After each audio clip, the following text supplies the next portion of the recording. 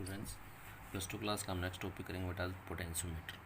ठीक है, पोटेंशियोमीटर क्या होता है? It is an instrument use to compare EMFs of two primary cells as well as it is use to find out internal resistance of a cell. Primary cells कौन सी होते हैं बेटा? जिनको हम रिचार्ज नहीं कर सकते।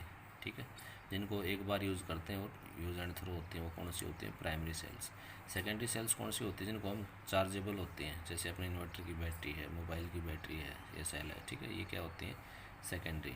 तो प्राइमरी सेल का EMF कंपेयर करना हो, ठीक है, या उनका इंटरनल रेजिस्टेंस निकालना हो, तो हम कौन सा इंस्ट्रूमेंट यूज़ करेंगे? पोटेंशियोमीटर।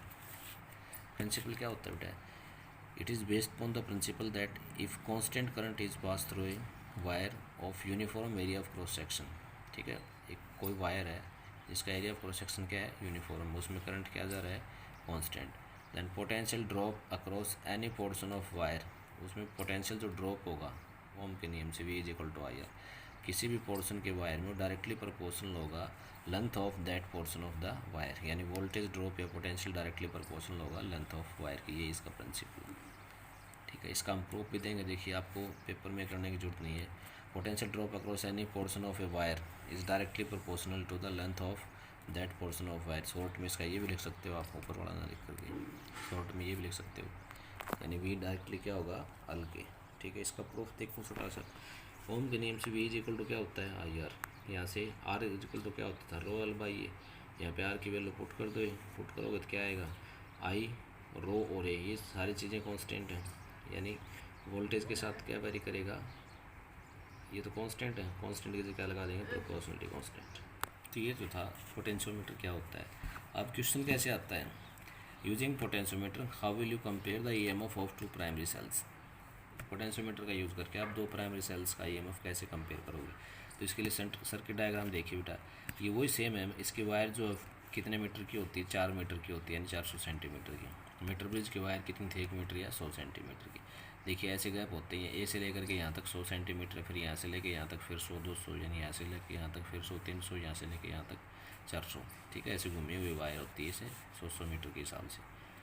ठीक है, 100 सेंटीमीटर के हिसाब से। यहाँ पे एक रियोस्टेट लगी होती है। रियोस्टेट क्या होती है? वेरिएबल रेजिस्टेंस, कम ज़्यादा करना हो तो कहीं भी करंट को। ठीक है, यहाँ पे एक सेल लगी है जिसका EMF ये है, सेल या बैटरी। एक एमीटर लगा है, एक की लगी है। ठीक है, जिस सेल का हमें EMF कंपेयर करना, उन दोनों को यहाँ जोड़ेंगे। देखो ये पॉइंट से। ठीक है, किससे जोड़ेंगे? ये पॉइंट से। और यहाँ पे 2 वे की लगा रखी है बेटा। देखिए, ये गैप है, ये तो क्या हो गया? 1 हो गया। 1 का मतलब 1 और 2 के बीच में, ये पहला पॉइंट है, ये दूसरा, और ये पॉइंट कौन सा है? तीसरा। ये गैल्वेनोमीटर जोड़ दिया है हम। पहले हम क्या करेंगे? उसको की को यहाँ से 1 और 2 के बीच में गैप है उसमें इंसर्ट करेंगे, फिर करेंगे 2 और 3 के बीच में जो गैप है उसमें इंसर्ट करेंगे। तो एक बार बैलेंसिंग लेंथ गैल्वेनोमीटर में डिफ्लेक्शन 0 J पे आता है, दूसरी बार J डैश पे आता है।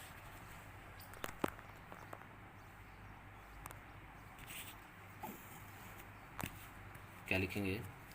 Late us take 2 primary cells having EMF कितना? एक का E1 है, दूसरी का कितना है? E2, और बाहर जो जुड़ी हुई एक्सटर्नल उसका कितना है? E है। Connected in circuit as shown in figure. The EMF of battery, यानी बाहर जो सेल या बैटरी लगी हुई है, बैटरी होगी ना, एक से ज़्यादा सेल है, उसका EMF ज़्यादा होना चाहिए। ठीक है, मोर देन द सेल्स। इसका EMF ज़्यादा होना चाहिए इन सेल की बजाय, अदरवाइज तो करंट फ्लो ही नहीं करेगा बेटा। ठीक है, ये कंडीशन है इसकी। And like terminal of battery and cells must be connected to point A. और ये सभी जो लाइक टर्मिनल हैं किसके? सेल के और बैटरी के, एक पॉइंट पे जुड़े होने चाहिए। देखिए, इसका पॉजिटिव है, इसका ही पॉजिटिव है, इसका ही पॉजिटिव। लाइक टर्मिनल कहाँ जुड़े होने चाहिए? एक पॉइंट। चाहे नेगेटिव ले लो सारे, फिर इसका भी नेगेटिव आना चाहिए, इसका नेगेटिव आना चाहिए, इसका भी नेगेटिव आना चाहिए। वर्किंग, जब की को हम इंसर्ट करेंगे, की को ऑन कर देंगे यहाँ से। ठीक है, तो सर्किट में करंट मूव करता है कांस्टेंट। नाउ इंसर्टिंग की इन बिटवीन 1 and 2। देखिए, 1 और 2 एक पॉइंट है, इनके बीच में की को डाल दो। 2 वे की है ना। Touch the jockey J2 point से एंड B। वही बात है, डालने के बाद जॉकी को पॉइंट A और B के ऊपर टच करके देखो क्या गैल्वेनोमीटर दोनों तरफ डिफ्लेक्शन दे रहा है। अगर डिफ्लेक्शन दे रहा है तो हमारा डायग्राम क्या है? करेक्ट है। ठीक है, after touching the jockey to point से slide it over the potentiometer while till the galvanometer show 0 deflection. ठीक है, तो ये टच करने के बाद उस वाइल जॉकी को यहाँ पे रखो, ऐसे घसीटते चलो। ठीक है, जहाँ पर गैल्वेनोमीटर की डिफ्लेक्शन सुई क्या आ जाए? 0 पे, वहाँ पे अपना बैलेंसिंग लेंथ आ जाएगी। और उसको हमने मान लिया कि L1 के ऊपर क्या है? L1 लेंथ के ऊपर स्टार्टिंग में 0 आ गई। ठीक है, जो कि जो J है, ये कितनी लेंथ है? L1 है, यानी A से कहाँ? J पॉइंट के ऊपर। अकॉर्डिंग टू डिफ्लेक्शन क्या आ गया वहाँ 0। तो अकॉर्डिंग टू प्रिंसिपल क्या कहता है, वोल्टेज डायरेक्टली प्रोपोर्शनल होगा लेंथ के। तो वोल्टेज ए से जे, देखिए जे पॉइंट पे जो की है, ए से जे वोल्टेज क्या होगा, डायरेक्टली है, लेंथ L1 मान लिया, लेंथ क्या है L1, ठीक है। यानी हम क्या कहें यहाँ से, EMF पहली सेल जुड़ी हुई थी, कौन सी सेल जुड़ी हुई थी बेटा, पहली। तो पहली सेल का EMF कितना आया, डायरेक्टली प्रोपोर्शनल किसके आ गया, L1 के, ठीक है। और इसको हटाओगे प्रोपोर्शनलिटी को, बीच में कॉन्स्टेंट आता है, E1 इज इक्वल टू क्या आया L1, इक्वेशन एक कर दिया। उसके बाद हमने क्या किया, उसके बाद क्या किया, इस कनेक्शन को यहाँ से निकालेंगे, ठीक है। 1 से 2 गैप से उठा लेंगे, एलोमीटर को कहाँ जोड़ेंगे, अब 2 से 3 के बीच में जोड़ेंगे। अब कौन सी सेल जुड़ जाएगी, दूसरी E2। तो E2 के लिए बैलेंसिंग लेंथ मान लो कहाँ पे आती है, फिर ये L2 पे आती है, ठीक है।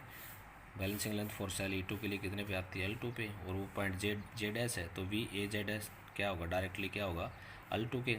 यानी इसका मतलब क्या हुआ, EMF कौन सी सेल का है, E2 का, डायरेक्टली क्या L2 के।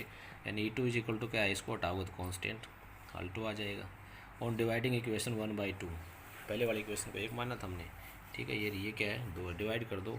तो एक में left hand side factor E1 है, 2 में E2 है, यहाँ पे K L1/L2, K से K कैंसिल हो जाएगा। यानी क्या आ जाएगा, E1/E2 is equal to L1/L2।